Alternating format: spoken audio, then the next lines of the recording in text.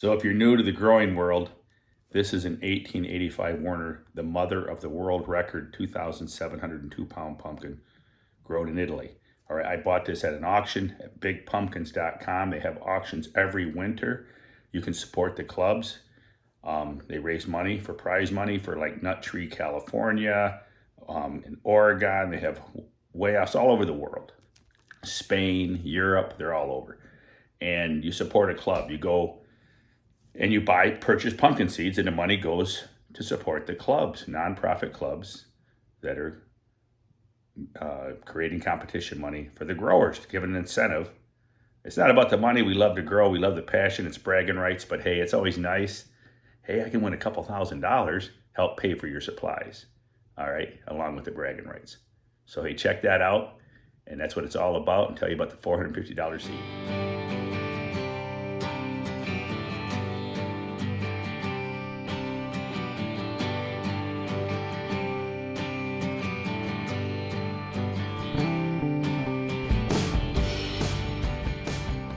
Right, stop by. Derek has had my 1885 Werner seed since I purchased it from the California, what was that, Pacific Growers? Pacific Northwest Growers? I don't remember. Russ Pugh mailed this seed. This is the 1885 Werner, the mother of the Italian, grown in Italy, 2702 world record.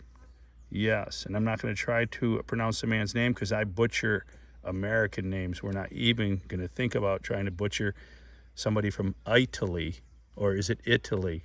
All right. Anyways, the story behind this seed, stay tuned. I'm going to tell you about it. Right. I've stopped by Derek Ruthruff's house, and it is 90 degrees today. It is warm, and I'm typically not out in the sun. I'm taking the year off, as most of you know, but I thought we'd stop and see Derek's patch. It says right behind me, this is the, what plant is it, Derek? 2350. 2350 from Minnesota? Yeah, Geiger, I think, or however you say Tiger it. King. Yeah. This is the Tiger King plant, and I think it's looking pretty good. I see a little bit of wilt way out there at the end, but the rest of the plant, the older leaves aren't wilting at all. Because typically, if you're new to pumpkin growing, pumpkin plants shut down at 90 degrees. Most plants do, and they kind of like go into survival mode at 90. So you're better off to try to keep it. And I see Derek's not using shade netting. Some people do if you're really in a hot location like California, maybe down south. Shade netting is huge. But anyways, maybe we can find out today what Derek's doing, and let's check out the rest of his plants. Please join. That's crazy, Bubba. Who would pay $450 for one pumpkin seed? Well, I paid $535 for my pumpkin seed in 2016 at a winter auction. Bought it from the Wisconsin Club. They mailed it to me, and I grew a 2,043 pound pumpkin and won $7,000 at Hamilton, Ohio. I will link this video up to that video where we won $7 grand in Hamilton, Ohio. All right. So that's what it's all about, man. If you got to have good genetics, great genetics, and great growing conditions. One issue that Derek had was he tried some overhead watering because it's been so hot, and he ended up with the leaves. They look a little funny right there, and I would take one look at that and think, oh my God, is that a virus? But no, I actually sent the picture to Chris Kent down in Tennessee. He's got a good eye for disease and stuff, and he knows his plants. And he said, no, it looked more like, chemical related. And that's, Derek says that it was from spraying in the heat and watering in the heat. And actually it has not gone on to the new growth, so it wouldn't be a virus. Any virus would affect all new growth, and there's nothing there like that. So that's good to know. But you said it's what, hotter than average? Oh, I've never had any heat like this. It is way hotter than we've ever had in all the years I've grown here. I've only grown here for a few years, but seeing 100 degrees is significantly higher than we've ever had. Yeah, see, that's one thing too. You watch the local news, and some of the temperatures you get, they're saying it's 92, feels like 98, and they're all over the place with their, but they're not out here in the actual environment. Yeah, when we were gone on vacation, and it got, a few weeks ago when it was really hot, my weather station up there hit 102, and the heat index was 127 is what it said. Wow. humidity was still like 75, 80%. I don't know how close that is, but it seems to be pretty consistent. So. Well, I know, you throw a thermometer down on that ground right there, and it's going to read 118 degrees on a 90-degree day. Of course, that's what my plants are seeing. So yeah. That's what the plant's feeling, 118 degrees. Right. Yeah, so that's a lot of stress on them. And that's why I tell people in a really hot location, get yourself some shade netting and spring it over the plants. Drape it. You got to run wires, maybe a pole on each side, and run wires across and drape it. It's a lot of work if you want to do the work. And if you cool the whole entire plant with shade netting, and it's going to filter out about 30% of the harsh sun that you don't need. You only need 50% of the sun for 100% production per Ludwig Swenson, who made my first hoop house I ever made was from Ludwig Swenson back in I think that was early 2000s. But then I bought another piece from him in 2012, 10 years ago. So even the horses look comfortable. Yeah, they're sweating a little bit. I see their tails swatting the deer flies. Oh yeah, there's plenty of those. Oh, now tell me, would those be deer flies biting their rumps, or are they horse flies? Well, some of each. Some of each. Yeah. All right, because I had a lady one tell me, I was out in my garden and I swatted a fly off my head, and I said, ding, horse flies. And this friend I went to school with, her name's Marcia, she says, those aren't horse flies. Do you see any horses around here? And I said, no. She goes, those are deer flies, you knucklehead. And I said, well, there goes a dragonfly, and I don't see any dragons around here. So I don't understand her logic. But anyways, so much for that. But yeah, your garden's looking good, especially with all the heat. Now, what other issues have you had? Mostly heat. I mean, other than that, the weeds have been pretty prolific. But I let a few plants get, a few weeds get to maturity last year. I shouldn't have, so I might have attributed to my problem quite a bit. But they went to seed? Yeah, I don't use Roundup or anything here though, so it's kind of difficult to keep after everything. Yeah, I don't recommend using Roundup either. A lot of patches we went to last year used it, but I don't know. Never have, and I don't really think I ever will. I never wanted to. I had a lady tell me just recently, a lady told me, she says that she was out spraying Roundup around her house. And I said, what are you doing? My wife told her, said, that causes cancer? Roundup causes cancer? She goes, oh, well, I'm only going to use a little bit. And I said, okay, well, maybe you only need a little chemotherapy. You won't need a lot. So yeah, I'm on the no Roundup bus myself. So anyways. One thing, I was just talking to Clint, my friend out in California, Clint Dyson, who also sells the seeds on my website. Check us out at Worldwide Giant Growers. And he said, hey, do you think the 1885 Werner has another world record in it? I believe the 2145 had several world records in it, but they fell into the hands of new growers that weren't really qualified to grow them. Some new growers are great. Mike Schmidt was an awesome rookie grower. Other growers, not so much. They may not understand growing in hard clay. You're not going to grow a world record growing in hard clay. You got to bust up that soil. You got to loosen it up. So yeah, I believe the 1895 Werner does have another world record in it. Just my opinion. What is it? All right. When did you pollinate that? I don't even know. I got them all wrote down in the house somewhere. Did you get it with your fingernail? I did yesterday. It picked right off. Yeah.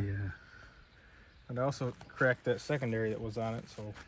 Oh yeah, that's now that kind of stuff right there is not the end of the world. A lot of times, if you're a new grower, you think, oh my God, now that will leave a nice scar, but it'll heal over and it won't really affect your growth at all. A little less pretty. It'll just be less pretty. Now, and that's the Tiger King. So the Tiger King got the old thumbnail. Cut your fingernails, folks. I got to tell you, I used to scratch them all the time, and I go, damn it, go in the house, trim your nails, you knucklehead. You got to have them for vine trimming, though. Yeah, for vine trimming? Tertiary. Oh, yeah, stuff. pinching off. As I pinch them all off. Pinch them all off. Yeah. Now, I always like to keep the tendrils on here. Like you got your tendril right here. Mm-hmm. I will bury the tendril, and I can acts as a kickstand to keep the vine stable. Yeah. Well, some guys cut them completely off, but then you're losing the kickstand. I think the energy's already been wasted. It's already grown. So I leave them, but there's mixed opinions on that. And, you know, one thing I've noticed with the pumpkins is all the theories. I know Mike Smith, who's an awesome, awesome grower. They tell me that he just deadheads the pumpkin. There's no plant after the pumpkin. Mm-hmm. And then, so he's trashed all theories about having plant after the pumpkin. You grow a 2,500 pound pumpkin, or could you tell me that it's deadheaded? And then like around the stump, he trims back the stumps like he cleans house around the stump. Yeah, and around the edges too. Anything that knocks down, he trims those off. That way it gets airflow. Yeah. When the leaves fall down and stuff. So he does. I mean, so all the theories, all these different theories over the past 25, 30 years that I followed, they're all wet. I don't think there is no one way. Try different things. Think outside of the box. I mean, the pumpkin doesn't have to be in the middle of the plant. I heard something about a new diamond-shaped plant. I'm not sure. I haven't been looking as much this year online. I've been trying to stay a little bit more. See, this is a typical, you got typical like a Christmas tree fashion going here. Well, they kind of arch back though, so my first secondaries are shorter. My next secondaries all get longer as we go. Oh, okay, so that's what I was hearing. They're trying to, one of the new theories out is having bigger plant around the fruit. Right. Longer secondaries around the fruit. Yeah. And shorter ones back by the stump, the crown, and then shorter ones out. So different ideas, different methods, and that's why we're going to hit 3,000 pounds, because everybody's trying different stuff. We don't want to get stuck in a one way, don't think outside of the box growing, you know. Right. Everybody try new things. Yep. You might be the next genius. Yeah. You know, Benny Meyer grew 3 world records in one season. And he had the pumpkins right smack in the middle of the plant. And he had just as much after as before. And pretty much that's how he grew them. So 3 world records in 1 year. But now other people are deadheading them and have grown bigger pumpkins than him. And so who knows? Who knows? But I see you got your little sheets on the fruit. That's very important, folks. If you're a new grower, get a little sheet on there early on. That baby skin soft pumpkin, you don't want to burn the skin. And you got the shade, you're shading out there. That shade, if you're new to growing, that shade is so that the young tender leaves, the new tips in the main vine, aren't going to get burnt. What is that, 30%? Well, yeah, it's from the trampoline netting, but I figured it's about 30%. That's got to be at least 30% shade netting. So he's saving those young leaves from getting scorched. Because as you can see right there's one that if they get too hot, those drooped leaves from the 90-degree heat, they could get burnt from this harsh sun. I believe the sun's getting harsher every year. I'm out here sweating like a pig, and I know pigs don't sweat. But if you smelled me, you'd realize I'm sweating like a pig. So there you go. All right, if you got any questions or comments, post them below. 2096 Barron? Yeah. Donnie Barron? Yep. All right. The new Michigan State record title holder. Stole my title. Boo-hoo. But I may be growing next year, folks. I tell you, I got an 1885 Werner, and I may be willing to use it. I got to test my soil and see if it's clean. Hope so. I may jump back in the race.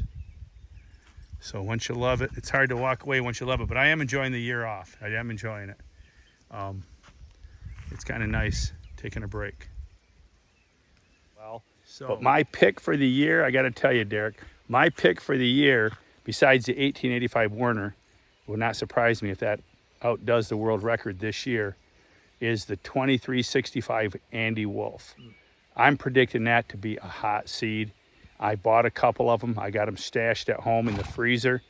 So if that's the next hot seed, Bubba's packing. I'm packing a Wolf, 2365 Wolves. What's going on over there, girls? You're snorting. Snorting. What's happening?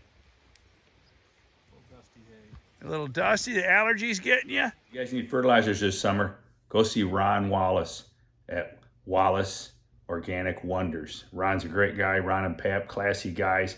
Always treated me right. You can't go wrong with Ron. Honest, good people. Go check them out and buy your fertilizers from Ron. A little bit. Ooh, yeah, you're having a... And then it's going to be... scarred up quite a bit. Don't you grow no ugly pumpkin. Now, if you guys get those, don't freak out. But this looks like it's going to be a short pumpkin. I would say that that's going to be maybe not a cartwheel, but it's going to be it's definitely not long bodied. Was that what was the mother? What shape was the mother? I can't tell you. What this is the 2096? Yeah. Now where did he take that to? I bet you he took that to Canfield. He did. He took it to Canfield, yeah. Because I know the one he brought at the state fair, that was pretty square block. That was a pretty square block pumpkin, but I know Don's not worried about growing no ugly pumpkin. He grows some ugly ones. He just wants heavy. Heavy, heavy, heavy. And I guess that's the way you should be. But yeah, you can see here too, you had that same spray on these leaves in the same region. You could tell the time frame, yeah. It almost looks like mosaic virus, but it's not. It can't be, or your whole plant would be covered with it by now. Right. It was spread. So, all right. Yeah, they all got at the same time, and it was different species too. So it wasn't just the giants; it was the butternut over there as well. So it seemed unlikely. The virus. I'll have to bring Jack's mom out here next time. Jack's mom actually gives horse riding lessons. She's an equestrian from way back. Elizabeth, Jack's mom, was riding horses when she was 3 years old. Yeah. She was on the horses over at the farm riding Tennessee walkers. She knows more about horses than I probably know about pumpkins. But Jackson's kind of into it too. So here's a squash. Which squash seed is it? Oh, it's the 1464 Harnica. 1464 Harnica. John Harnica from Dundee, Michigan. There you go. You can see people the squash, they're green back in the day. And this is your 150 contest. That's my 150. And what seed is it? It's the 1148 Langridge, the one that grew my bumpy orange one. Is that Alan Lagginus? It's No, Langridge. Who's Langridge? Langridge. I'm not even sure where he's at. I thought he was in Wisconsin or something. Oh, okay. I'm not sure who Grew that one is. just like my bumpy orange one, and I wanted to grow one just like it, and turns out it came out exactly like it. You know, there's mosquitoes out here, and it's 90 degrees out, and I'm in the sunshine, and there's mosquitoes buzzing around. I think I like you more than me. I think the world's gone crazy. I never knew mosquitoes to be out in 90-degree sun. Usually they ain't. That must be a new strain of them. All right, then Cinderella, your daughter, has a watermelon? Yep. Awesome. What seed is that? Oh, I have no idea. I started, but I have. The 197 Harrington, it says. Oh, okay. 197 Heritage. Growing a watermelon. There you go. Cool. Yeah. I started a couple seeds, and the neighbor kid usually grows one, so I give one to him, and then we put this one out here. So. Awesome. Well, I have to come back. I'm going to have to come back in August and see what you got going in August. Yeah.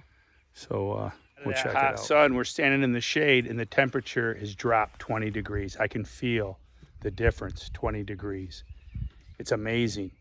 The shade netting is a way to roll.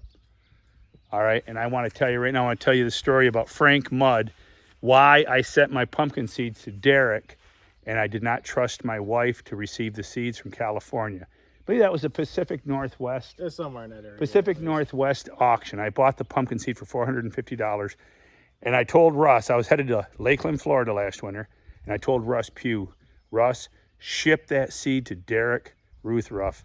And I says, did you get some seeds too at that auction? Yeah, I did. So I said, put them with his. It'll save you postage, and I want Derek to hang on to my seed till I get back. Well, now it's 4th of July weekend. I'm just now picking up my seed because I didn't want Derek to ship it in the mail. I've had terrible luck with shipping seeds in the mail.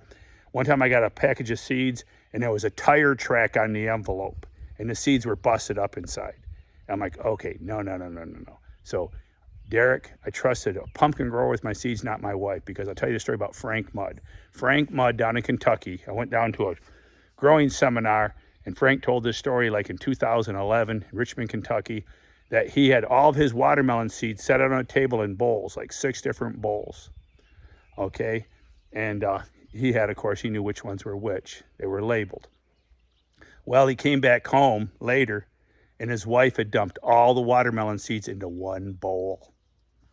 Now, Frank, the seeds were useless. He had no seeds for the next year. He couldn't grow those seeds because they were all mixed together. So, hence, I shipped my pumpkin seed to Derek. I didn't want to make sure that my wife didn't set the seed package on the counter. Maybe some peanut butter got on the envelope and then the dog ate it. I didn't want to hear the story.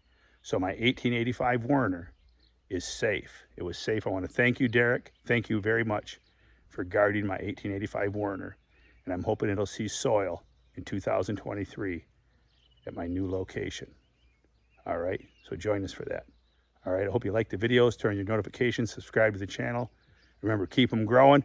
Check out all the new channels. We got all kinds of people putting out great pumpkin videos. You got what, Pumpkin Wars? Something like that going on right now, yeah. Doc Robaugh. I'm going to say his name wrong. He's from Virginia, the dentist, Doc Robaugh. You got Chad New, Colorado Giants. And then we got the guy in Kansas. There's Heavenly Homesteads. Heavenly Homesteads in Virginia. Danny Mason in Wisconsin. Is Travis in Minnesota doing videos this year? I'm not sure if he is. I haven't seen any. All right, but check out all the channels. We're all linked together. I know Josiah Brandt's taking the year off. He's getting married. Congratulations, Josiah, marrying a wonderful lady.